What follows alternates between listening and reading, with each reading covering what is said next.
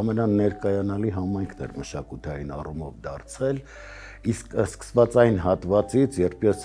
Հովհաննիսյանի տուն թանգարանն էի ղեկավարում,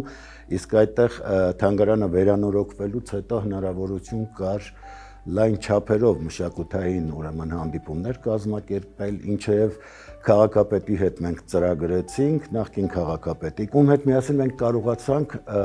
համահայկական նշանակության հասցնել այդ սրահը եւ պիտի ասեմ, որ Հայաստան եկող բոլոր ներկայանալի հայերը, անվանի հայերը անպայման հյուր էին լինում թանգարանում եւ ներկայանալիներից մեկն էր դարձել Էջմիածնի այդ մշակութային սրահը։